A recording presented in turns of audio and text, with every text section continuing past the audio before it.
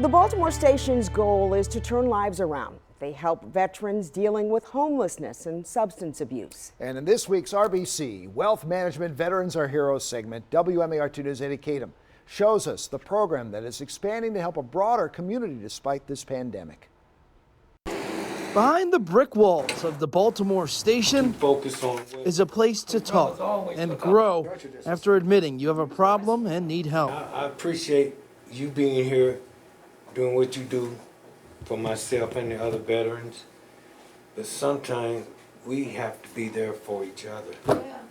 You know, because it's us that's making this place work the way that it do. I do everything. Veronica Scott Tucker, or Mrs. V as they call her, sees the people she helps as caterpillars. The caterpillar goes in the cocoon, but as they're in the cocoon, some things start happening. Their wings start to sprout. It doesn't feel right because I'm becoming something I've never been.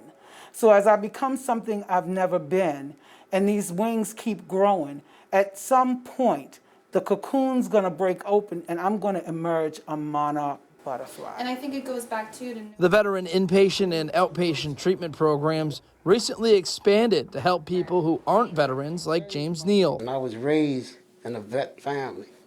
Most of my uncles and older periods of the males was from the Army. So they wasn't drug users themselves, they was more drinkers than drug users.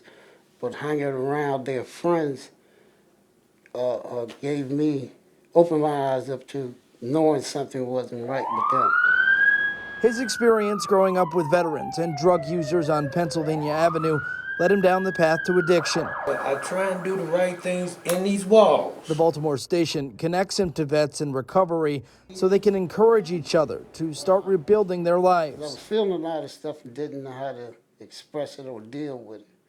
So they showed me how to take what I was feeling and put it into a word. Think about it. Because of the pandemic, they've had to get creative to stay afloat. Half of their funding comes from the VA, but they have to raise about a quarter of it on their own. We're used to doing a lot of things in person, so we had to pivot and do things, via Zoom, but we made it work. And it really, again, it's just the dedication of the staff. Everybody just kind of dropped what they were doing and got together, and it's like, okay, what do we need to do to keep these men safe, but also to keep them in the programs that they need. The pandemic put the organization in a bind financially.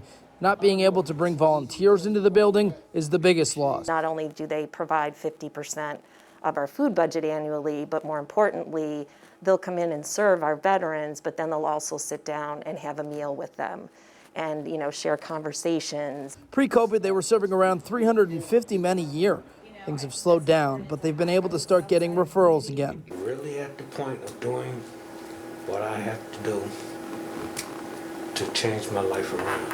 Drugs may have a grasp on their life, but inside these walls, the heroes are loosening the grip of addiction together. In Baltimore, Eddie Kadam, WMAR-T News.